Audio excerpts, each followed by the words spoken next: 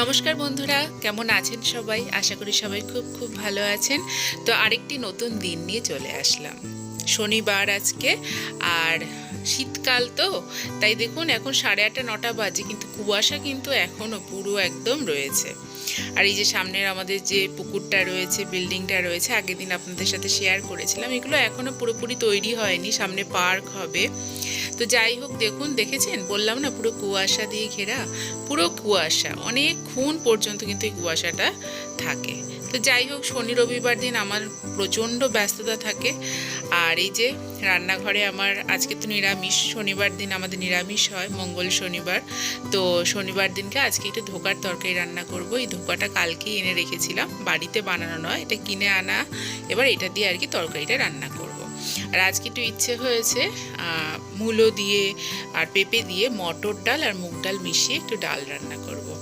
আর আলাদা করে একটু এই ফুলকপি আলু শিম দিয়ে একটু ভাজা করেছি। শীতকালে এগুলো খেতে ভীষণ ভালো লাগে, তাই না? তো এই দেখুন, কথা বলতে বলতে আমার মোটামুটি তরকারির মশলাটা কষে গেছে।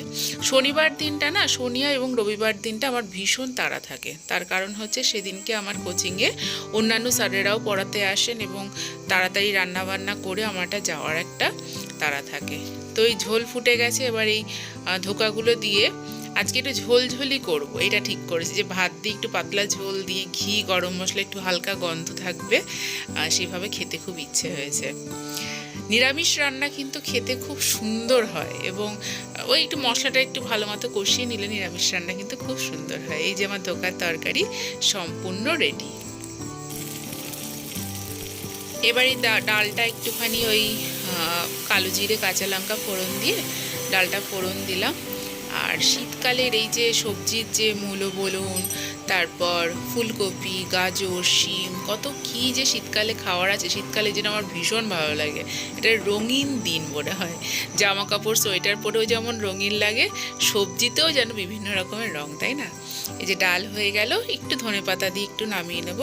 খুব সুন্দর একটা শীতের একটা স্ট্রং ফ্লেভার এই ধনেপাতা যে রান্নাতেই দেওয়া হয়, আমার মনে হয় যেন শীতকালে সেই ফ্লেভারটা রয়েছে। তো এই যে হয়ে গেছে সব কিছু, তারপর স্নান টান করে পুজো দিয়ে আবার বেরিয়ে পড়লাম। আমার কোচিং হচ্ছে শ্রীরামপুর, ভদ্রেশ্বর থেকে শ্রীরামপুর পৌঁছতে ওই 10-12 মিনিট লাগে ট্রেনে। আর স্টেশন থেকে আমার কোচিং জাস্ট 2 মিনিটে হাঁটা পথ। তো চলুন, তাড়াতাড়ি 2টো ক্লাস আছে আমার, ক্লাস নিয়ে আবার তাড়াতাড়ি বাড়িও ফিরতে হবে। বাড়ি ফেরার সময় ভদ্রেশ্বর স্টেশনে দেখলাম কি সুন্দর তাজা সব সবজি নিয়ে বসেছে। তো আমিও লোভ সামলাতে পারলাম না, একটু বাজার করে নিলাম। স্টেশন থেকে আমাদের অ্যাপার্টমেন্ট হেঁটে লাগে হচ্ছে ওই 7-8 মিনিট, আর টোটোতে লাগে 2 মিনিট।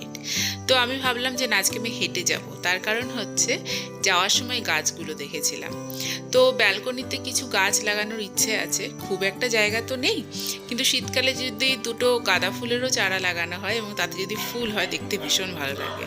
কিন্তু দেখুন গাছগুলো না কীরকম শুকনো শুকনো, তাই আমি ঠিক বুঝে উঠতে পারলাম না যে গাছগুলো ভালো কি খারাপ। খুব একটা অভিজ্ঞতা তো নেই, তাই এখান থেকে আর গাছ নিলাম না।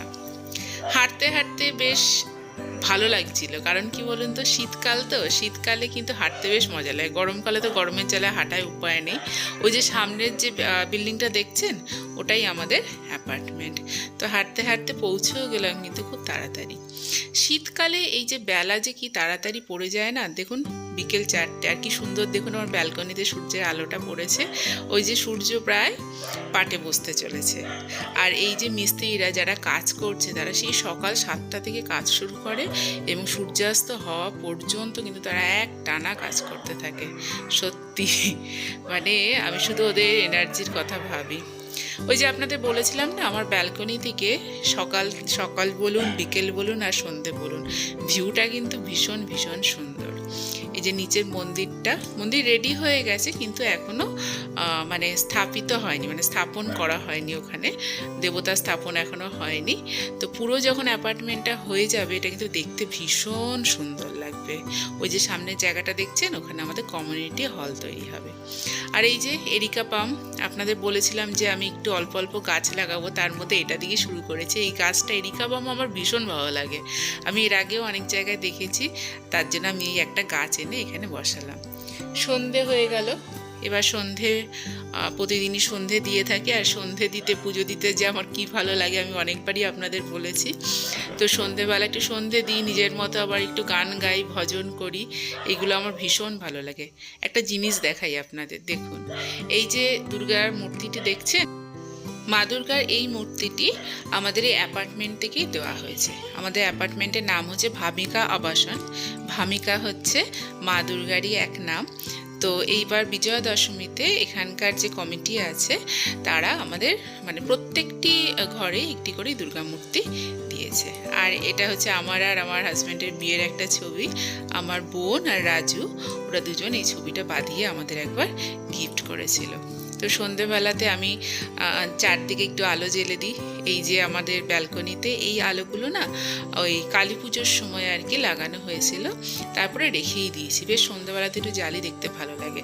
আর আমার হাজব্যান্ডের এই ব্যাপারটা আছে, আগের ফ্ল্যাটেও ছিল, ওই একটা আলো এরকম একটা চেন ও সারা বছর রেখে দেয় ব্যালকনিতে, আর সারা বছরই সন্ধেবেলাতে কিছুক্ষণের জন্য জ্বালায়। কিন্তু এবছর এই পোকার উৎপাত এত বেশি না, যে শ্যামা পোকা, যে আলো না বেশিক্ষণ জ্বালিয়ে রাখা যাচ্ছে না, পোকাতে পুরো ঘর একদম ভর্তি হয়ে যাচ্ছে। ওই যে সামনে দেখুন, ওই যে ফ্ল্যাটের মাথায় ওটা না একটা মন্দির, আমাদের যেমন নিচে মন্দিরটা স্থাপন করা হয়েছে, মানে মন্দিরটা তৈরি হচ্ছে, ওদের ওই ফ্ল্যাটের ওই মাথায় একটা মন্দির আছে। খুব ভাল লাগে, ভোরবেলাতে পুজো হয়, ঘণ্টার ধ্বনি শুনতে পাই, শঙ্খের আওয়াজ আবার সন্ধেবেলাতেও শুনতে পাই। তো আরেকটা দিন দেখুন, দেখতে দেখতে একটা দিন কিন্তু পুরো কেটে গেল। সন্ধেবেলাতে আমি আর আমার হাজব্যান্ড একটু বেরিয়েছিলাম, তোকে এই গাছের কথা বলাতে এই গাছের দোকানটাতে এসেছি। এখান থেকে আমি এরিকা পামটা এখান থেকে নিয়েছিলাম। গাছের পার্থক্যগুলো বুঝতে পারছেন? সকালে যেটা দেখালাম আর এখনকার কত তাজা দেখুন গাছটা। সবকটা গাছ কিন্তু খুব সুন্দর। তো এখান থেকে আমি একটা গাছ নিয়েছি, সে গাছটা আমি বাড়িতে গিয়ে আপনাদের দেখাবো। এখানে আবার দেখা হয়ে যায় আমার এক ছোটোবেলার বন্ধু, ওর বাড়িতে প্রচুর গাছ, তো ওই আমাকে একটু গাইড করে দিল। কি গাছ নিয়েছি পরে দেখাচ্ছি। এই দেখুন আমাদের অ্যাপার্টমেন্টে এন্ট্রেন্সে এখানেও কিন্তু খুব সুন্দর সুন্দর গাছ লাগিয়েছি। চলুন আপনাদের একটু দেখাই। এখানে আমার যেটা মনে হচ্ছে যে এখানে যে গাছগুলো লাগিয়েছে না, এগুলো দোপাটির চারা, কারণ দোপাটির চারা এরকম দেখতে হয়। জানি না, বড় হয়ে ফুল হলে আমি শিওর হব যে এটা দোপাটি কিনা।